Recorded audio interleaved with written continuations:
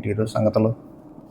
గురువుగారు, మనం మన ఇష్టాలని కోరికలుగా దేవుణ్ణి కోరుకుంటాం కదా, మరి ఆ కోరికల్ని నిజంగా దేవుడు నెరవేరుస్తాడా?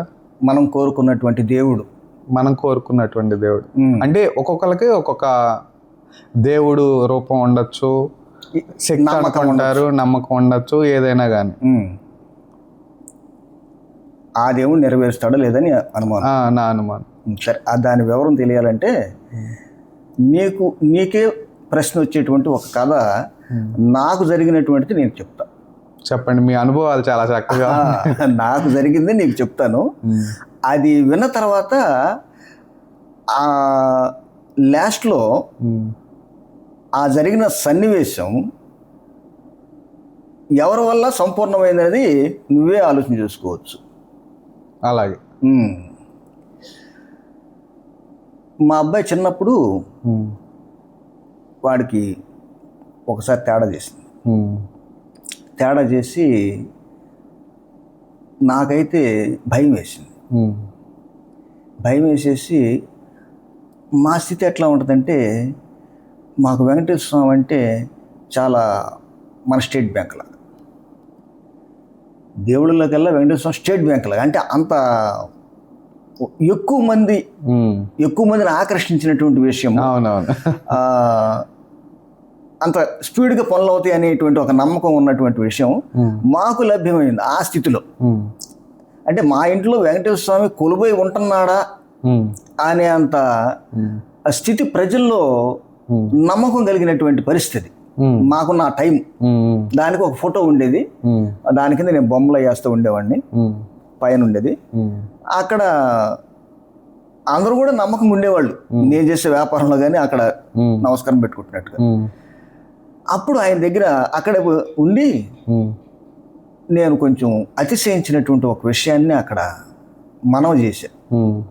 అయ్యా, పిల్లాన్ని కాపాడయ్యా, ఒక్కడాడు నాకు వాడిని కాపాడయ్యా, అంతకైతే నాకు 60 సంవత్సరాలు చాలు ఆయుర్దాయం, మిగతా దాడికి ఇచ్చేది చూడయ్యా అని ఆర్ద్రతతోటి నేను అక్కడ నమస్కారం పెట్టుకున్నాను. ఆ ఫోటో దగ్గర ఆ నమ్మకంగా పెట్టుకున్న తర్వాత ఏమైందంటే, కొంత మామూలుగానే లైన్లోకి వచ్చాడు, కానీ ఈ పెట్టుకుని నేను వ్యక్తం చేసేసాను మా పిల్లల దగ్గర, మా ఇంట్లో కుటుంబ సభ్యులందరూ కూడా నేను వ్యక్తం చేసేసాను. ఇట్లా నేను 60 సంవత్సరాల ఆయుర్దాయం వెంకటేశ్వర స్వామి దగ్గర నేను మొక్కుకున్నాను అనే మాట నేను చెప్పేశాను, అందరికి తెలుసు. ఆ తర్వాత నాకు 50 సంవత్సరాలు 55 వచ్చిన తర్వాత బట్టలు కొనుక్కోవడం మానేసా, కొత్త బట్టలు కొనుక్కోవడం మానేసా. అసలు మామూలుగా కొనుక్కోను, ఎవరన్నా మా ఎవరో తీసుకొచ్చి ఇస్తే వాటిని చేయటమే, కానీ ఇది పలానా రకం బట్ట కావాలనేది నేను మానేసా. మాది బట్టల వ్యాపారమే, కానీ నాకుగా నేను కొనుక్కోను. నేను కొనుక్కునేదంటే డ్రాయర్లు, బన్నీళ్ళు, లో దుస్తులు మాత్రం కొనుక్కుంటాం. బయట ఆహార్యంగా కనపడే నేను కొనుక్కోను. అంటే కొనుక్కోవడం అంటే మైండ్లో లేదు అది, అలాంటి ఉద్దేశం. అప్పుడు ఎందుకంటే మన ఆయుర్దాయం 60గా, మీరు ఆ టార్గెట్లోనే ఉన్నా. ఎంత బలమైన నమ్మకం అది, మామూలు నమ్మకం కాదు. నమ్మకము ప్లస్ ఫిల్టర్. ఏంటంటే ఇది కోరుకున్నాము, ఆయన కలియుగ ప్రత్యక్ష దైవం కాబట్టి ఇది ఖచ్చితంగా జరిగి తీరుతుంది. నేను ఆహ్వానమే, నాకు 60 తర్వాత ఉండాలనేది ఏం లేదు. 60 చాలు, జీవితం చూసేశారు చాలు. 60 అంటే పరిపూర్ణం. మన ఇప్పుడు లెక్కలో 60కి చాలు అనే లెక్కలో నేను ఫిక్స్ అయిపోయి బట్టలు కొనుక్కోవడం కూడా మానేసాను. ఆ తర్వాత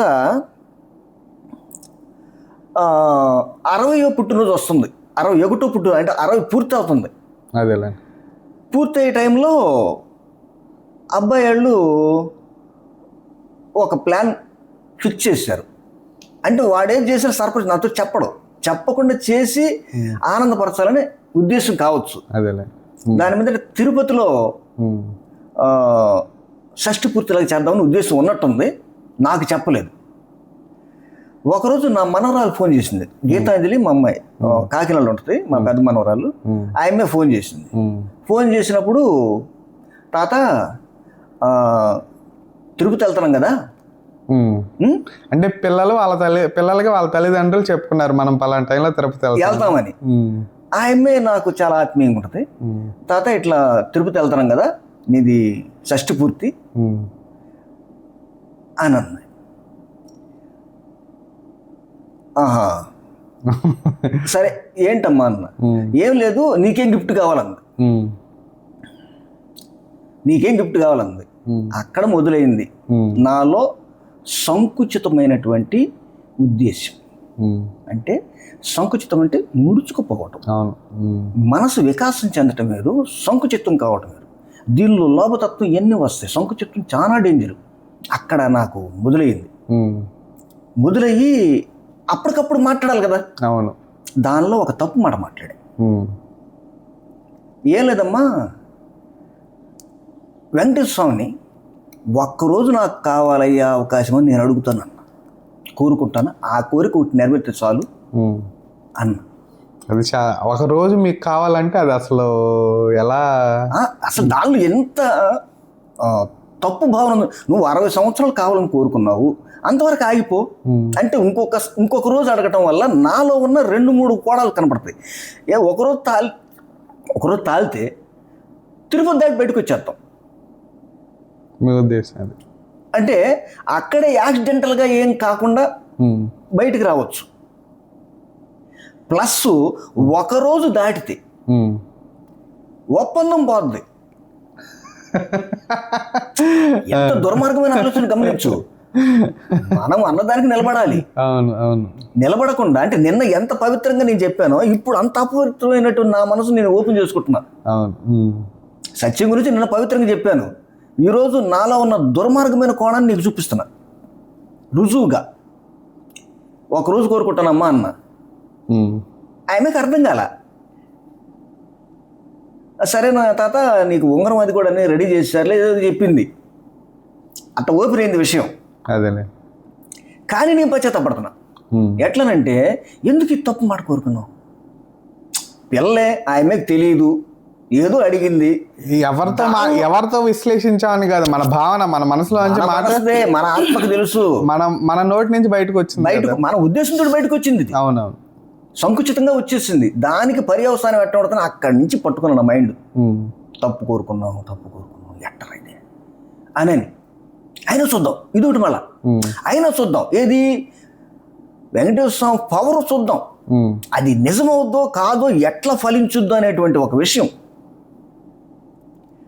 ఆ తర్వాత మేము సూర్యాపేటలో కారు వేసుకొని వస్తున్నాం. అంటే అది పెద్ద విస్తృతం ఏర్పాట్లు చేశారు. అక్కడ కళ్యాణం చేయటం ఇవన్నీ పెద్ద పెద్ద వ్యవహారాలు చేశారు. అబ్బాయిళ్ళు అని బుక్ చేశారు, అన్నీ అయిపోయింది. ఆ తర్వాత పిడుగురాళ్ళ దాటాం. సూర్యాపేట టు ఒంగోలు ఆ రోజు నైట్ స్టే చేయాలి. స్టే చేసి ఆ తెల్లారి పొద్దున్నే ఒక తుఫాన్ లాంటి నిన్న పోయారు కదా ఇల్లు, అలాంటి వెహికల్ అందరు 3 కుటుంబాలు కలిసి వెళ్ళిపోతాం. ఇట్లా ప్రాసెస్ వెళ్ళేసి నేరుగా అన్ని దర్శనాలు అనమాట. తిరిగి వచ్చిన దాకా అది ఒంగోలు దాకా అదే ఉంటుంది వెహికల్. అక్కడ దాకా మనం కారులో పోతామని మా లెక్క. అది ఇంతకుముందు ఒకసారి అక్కనే పోయాం, అదే ప్రకారం పోతామని. వాళ్ళు చిన్నమ్మాయిలు కాకినాడ నుంచి వస్తున్నారు, మేము సూర్యాపేట నుంచి వెళ్తున్నాం. ఒంగోలు ఆగిపోతాం ఆ నైట్కి. ఆ రోజు జనవరి 13, నేను పుట్టింది జనవరి 14. అర్థమైంది కదా నేను రాసుకున్నాగా. దాని మీదట పిడుగురాలు దాటాం. ఫోన్ వచ్చింది మా నిరంజన్ దగ్గర నుంచి, మా అన్నయ్య కొడుకు దగ్గర నుంచి. బాబాయ్ నాన్నని ఆసుపత్రి చేర్చామన్నాడు. ఏంటంటే స్ట్రోక్ వచ్చింది.